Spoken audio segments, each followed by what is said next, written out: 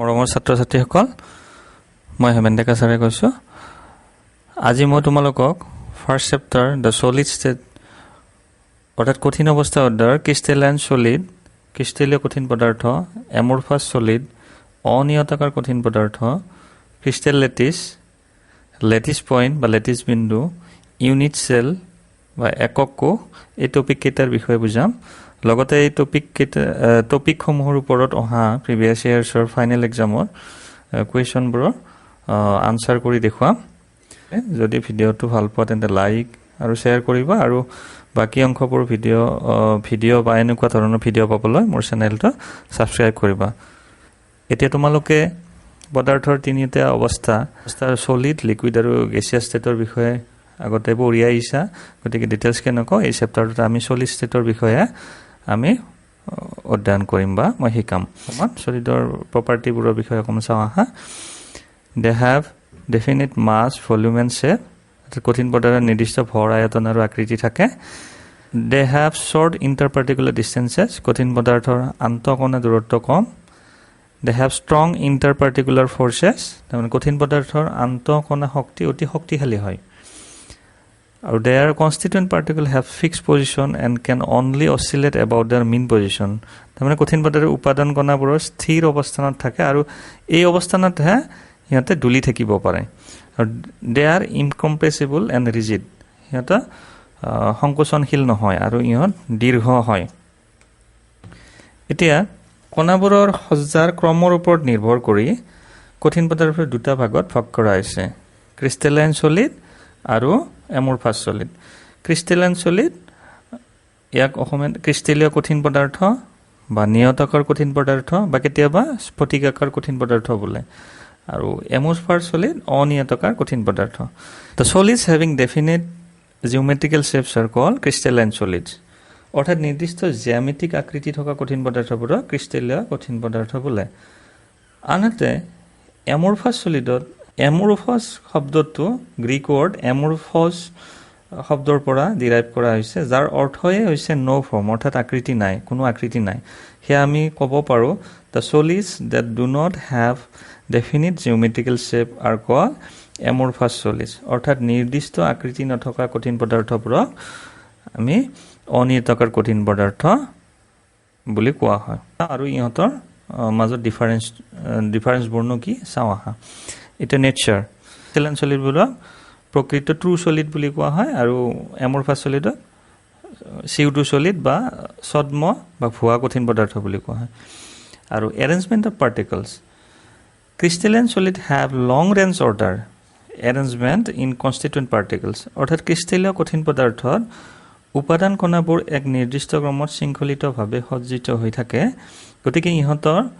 দীৰ্ঘ পৰিসৰৰ শৃংখলিত বিন্যাস থাকে কিন্তু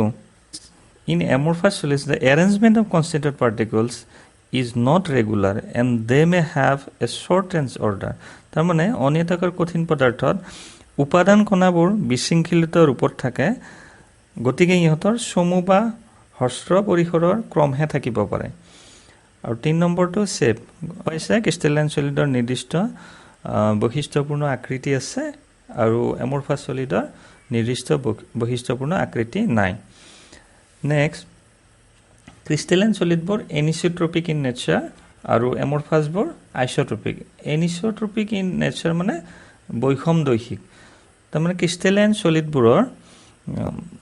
বেলেগ বেলেগ দিশত কঠিন ফিজিকেল প্ৰপাৰ্টিবোৰৰ মান বেলেগ বেলেগ হয় সেইকাৰণে ইহঁতক এনিচোট্ৰপিক বুলি কোৱা হয় এমৰফাছ সলিডৰ ক্ষেত্ৰত ভৌতিক ধৰ্মবোৰৰ মান বেলেগ বেলেগ দিশত বা সকলো দিশতে সমান হয় সেইকাৰণে ইহঁতক আইচোট্ৰপিক বুলি বা সমদৈশিক বুলি কোৱা হয় মেল্টিং পইণ্ট ইহঁতৰ শ্বাৰ্প আৰু কেৰেক্টাৰিষ্টিক মেল্টিং পইণ্ট আছে অৰ্থাৎ সুনিৰ্দিষ্ট গলনাংক আছে কিন্তু এমৰফাছ সলিডৰ সুনিৰ্দিষ্ট গলনাংক নাই ক্ৰিষ্টেলাইন সলিডৰ হিট অফ ফিউজন বা বিগলন তাপ নিৰ্দিষ্ট হয় কিন্তু এমৰফাছ সলিডৰ হিট অফ ফিউজন নিৰ্দিষ্ট নহয় এতিয়া আমি ক্লেভেজ প্ৰপাৰ্টি বা বিভাজন ধৰ্ম চাওঁ আহা ক্ৰিষ্টেলাইন সলিডবোৰ তীক্ষ্ণ চুৰিৰে কাটিলে সৃষ্টি হোৱা টুকুৰাৰ পৃষ্ঠসমূহ সমান আৰু মিহি হয় কিন্তু অনিয়তাকাৰ কঠিন পদাৰ্থৰ ক্ষেত্ৰত টুকুৰাসমূহৰ পৃষ্ঠসমূহ মিহি নহয়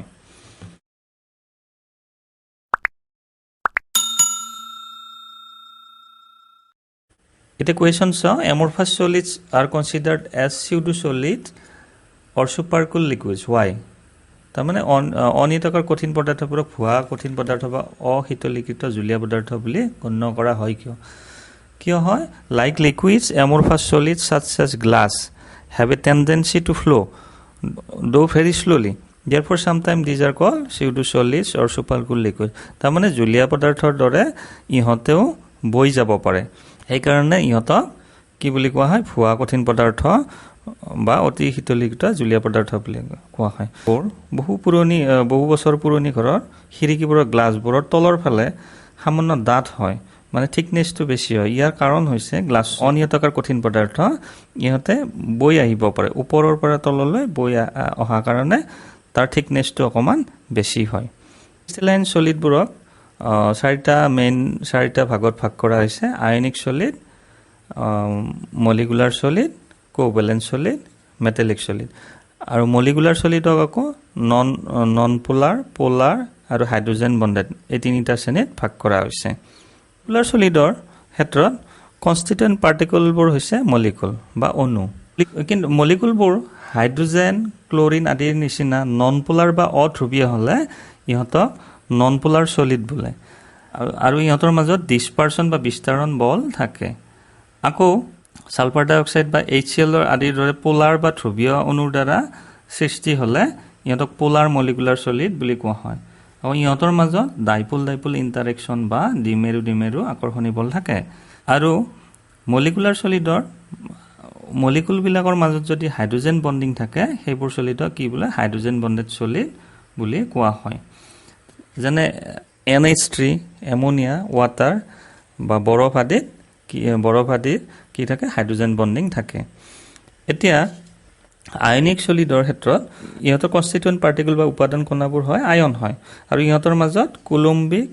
বা ইলেক্ট্ৰোষ্টেটিক ফ'ৰ্চ বল থাকে। কোভেলেণ্ট চলিড বা সহযোজী কঠিন পদাৰ্থৰ উপাদান বা কনষ্টিটুৱেণ্ট পাৰ্টিকলবোৰৰ মাজত কি থাকে? কোভেলেণ্ট বা সহযোজী বান্ধনি থাকে। ইহঁতবোৰ হাৰ্ড হয় আৰু অন্তৰক হয়, ইনচুলেটৰ, ইলেক্ট্ৰিকেল কণ্ডাক্টিভিটি ইহঁতৰ নাথাকে, আৰু ইহঁতৰ মেল্টিং পইণ্টটো বহুত হাই হয়। আৰু মেটেলিক চলিডবোৰৰ ক্ষেত্ৰত ইহঁতৰ কনষ্টিটুৱেণ্ট পাৰ্টিকলবিলাক কি হয়? পজিটিভ আয়ন, মেটেলিক পজিটিভ আয়ন, আৰু ইহঁতৰ বণ্ডিং কি থাকে? Metallic bonding. ইহঁতৰ ফিজিকেল প্ৰপাৰ্টি হৈছে হাৰ্ড, মেলিয়েবল এণ্ড ডাক্টাইল, আৰু ইহঁতৰ ইলেক্ট্ৰিকেল কণ্ডাক্টিভ, গুড কণ্ডাক্টৰ্ছ অফ ইলেক্ট্ৰিচিটি, আৰু ইহঁতৰ মেল্টিং পইণ্টটো যথেষ্ট উচ্চ হয়। এই ধৰ্মবোৰৰ ওপৰত ভিত্তি কৰিয়ে প্ৰিভিয়াছ ইয়াৰ্ছত এটা কুৱেশ্যন আহিছিল 2020। আয়নীয় কঠিন পদাৰ্থবোৰে গলিত অৱস্থাত বিদ্যুৎ পৰিবহন কৰে কিন্তু কঠিন অৱস্থাত নকৰে, ব্যাখ্যা কৰা। আমি আনচাৰটো এনেকৈ ক'ব পাৰোঁ: ions are the constituent particle of ionic solids. Since the ions are not free to move about, they are electrical insulators in the solid state. However, in the molten state or when dissolved in water, the ions become free to move about and they conduct electricity. আয়নীয় কঠিন পদাৰ্থ হ'ল আয়নৰ সমষ্টি। কঠিন অৱস্থাত আয়নবোৰ চলাচল কৰিবলৈ মুক্ত নহয়, সেইবাবে কঠিন অৱস্থাত ইহঁতে বিদ্যুৎ পৰিবহন নকৰে। কিন্তু দ্ৰৱত বা গলিত অৱস্থাত থকা আয়নবোৰে মুক্তভাৱে গতি কৰিব পাৰে, সেইবাবে দ্ৰৱত বা গলিত অৱস্থাত আয়নীয় কঠিন পদাৰ্থই বিদ্যুৎ পৰিবহন কৰিব পাৰে। এতিয়া নেক্সট কুৱেশ্যনটো চাওঁ: what type of solids are electrical conductors, malleable and ductile? গতিকে আনচাৰটো হ'ব মেটেলিক চলিডছ বা ধাতৱীয় কঠিন পদাৰ্থ। এতিয়া আমি চাওঁ ক্ৰিষ্টেল লেটিছ অৰ স্পেচ লেটিছ কি? A regular three-dimensional arrangement of constituent particle in space is called crystal lattice. তাৰমানে ক্ৰিষ্টেলটোত কণাবোৰৰ এটা নিৰ্দিষ্ট ক্ৰমত সজ্জিত থাকে।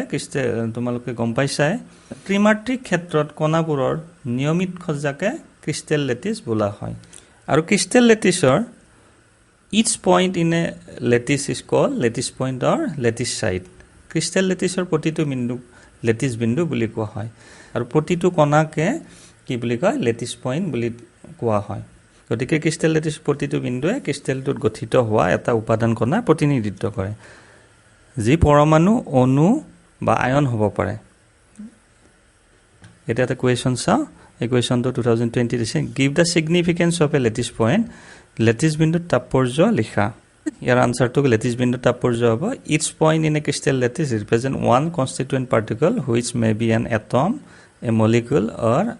এন আয়ন ক্ৰিষ্টেল লেটিছৰ প্ৰতিটো বিন্দুৱে ক্ৰিষ্টেলত গঠিত হোৱা এটা উপাদান কণা বুজায় যি এটম পৰমাণু অণু বা আয়ন হ'ব পাৰে ইউনিট সেল বা একক কোষ মানেনো কি চাওঁ আহা It is defined as the smallest repeating unit in space lattice which when repeated over and over again generates the complete crystal lattice তাৰমানে ক্ৰিষ্টেল লেটিছটোৰ সূক্ষ্মতম অংশটোৱে হ'ল একক কোষ যাক আমি বিভিন্ন দিশত আমি পুনৰাবৃত্তি কৰি সম্পূৰ্ণ লেটিছটো পাব পাৰোঁ এটা ধৰি লৈছোঁ এইটো ইউনিট সেল ইয়াক যদি আমি y এক্সিছত আমি এনেকৈ ৰিপিট কৰোঁ আমি এনেকৈ ধৰা নাপাম আকৌ x এক্সিছত ৰিপিট কৰিলে এনেকৈ পাম আৰু z এক্সিছত ৰিপিট কৰিলে গতে আমি তাৰমানে চাৰিওফালে আমি যদি এনেকৈ ৰিপিট কৰোঁ বা পুনৰাবৃত্তি কৰোঁ তেতিয়া গোটেই ক্ৰিষ্টেলটোৱে আমি পাই যাওঁ এতিয়া আমি একক কোষৰ প্ৰকৃতি নিৰ্ধাৰণ কৰা পেৰামিটাৰসমূহ চাওঁ আহা এটা বিন্দুত মিলিত হৈ থকা তিনিটা দাঁতি দৈৰ্ঘ্যৰ বা এজ লেংথৰ দ্বাৰা ইহঁতক বুজোৱা হয় আমি তিনিটা এটা বিন্দুত মিলিত হৈ থকা দাঁতি দৈৰ্ঘ্যকেইটাক আমি কেনেকৈ বুজা এ এইটো বিন্দুত মিলিলে এ বি আৰু চি আৰু দাঁতিসমূহৰ মাজত এই তিনিটা দাঁতিসমূহৰ মাজৰ কোণৰ দ্বাৰা বুজোৱা হয় এ আৰু চি দাঁতিৰ মাজৰ কোণক আলফা চি আৰু এ দাঁতিৰ মাজৰ কোণক বিটা আৰু এ আৰু বি দাঁতিৰ মাজৰ কোণক গামা বোলা হয় গতিকে ইউনিট সেলৰ প্ৰকৃতি নিৰ্ধাৰণ কৰিবলৈ এই ছয়টা পেৰামিটাৰ ব্যৱহাৰ কৰা হয় এতিয়া আমি 7 ক্ৰিষ্টেল সিস্টেম আৰু ব্ৰেভাইছ লেটিছনো কি অকমান চাওঁ আহা একক কোষৰ ছয়টা পেৰামিটাৰ এই ছয়টা পেৰামিটাৰ বৰ ভিত্তি কৰি মেইনলি 7 প্ৰকাৰৰ ক্ৰিষ্টেল সিস্টেম পোৱা যায় আকৌ এই 7 প্ৰকাৰৰ ক্ৰিষ্টেল সিস্টেমক আকৌ ক্লাসিফাই কৰি মানে ফাৰ্দাৰ ক্লাসিফাই কৰি সৰ্বমুঠ 14 টাইপছৰ ক্ৰিষ্টেল লেটিছ পোৱা যায় এতিয়া আমি 7 প্ৰকাৰৰ ক্ৰিষ্টেল সিস্টেমৰ বিষয়ে অকমান চাওঁ প্ৰথম টাইপ হৈছে কিউবিক বা ঘনকীয় আৰু ইহঁতৰ ক্যাৰেক্টাৰিষ্টিকবোৰ কেনেকুৱা এনে আলফা বিটা আৰু গামা কোণ কিমান 90 ডিগ্ৰী হয় আৰু ইহঁতৰ দাঁতি দৈৰ্ঘ্য দাঁতি a = b = c হয় ঠিক তেনেদৰে 2 নম্বৰ টেট্ৰাগনেলৰ আলফা বিটা গামা তিনিটা 90 ডিগ্ৰী হয় আৰু a = b but c not equal to a and b গতিকে এনেকৈ আমি 3 নম্বৰটো হৈছে অৰ্থৰম্বিক ইহঁতৰ প্ৰপাৰ্টিবোৰো দিয়া আছে 4 নম্বৰটো মনোক্লিনিক আৰু 5 নম্বৰটো সৰভুজীয় বা হেক্সাগনেল 6 নম্বৰটো ৰম্বোহেড্ৰেল বা ট্ৰাইগনেল আৰু 7 নম্বৰটো হৈছে ট্ৰাইক্লিনিক ইহঁতৰ প্ৰপাৰ্টিবোৰো দেখুওৱা হৈছে আমি এতিয়া চাওঁ আহা ইউনিট সেলৰ প্ৰকাৰ কেনেকৈ ইউনিট সেলক ভাগ কৰা হৈছে There are two types of unit cell mainly দুই প্ৰকাৰৰ ইউনিট সেল পোৱা যায় primitive or simple unit cell যাক আমি সৰল একক কোষ বুলি কওঁ আৰু centered unit cell কেন্দ্ৰিক একক কোষ ইয়াক আকৌ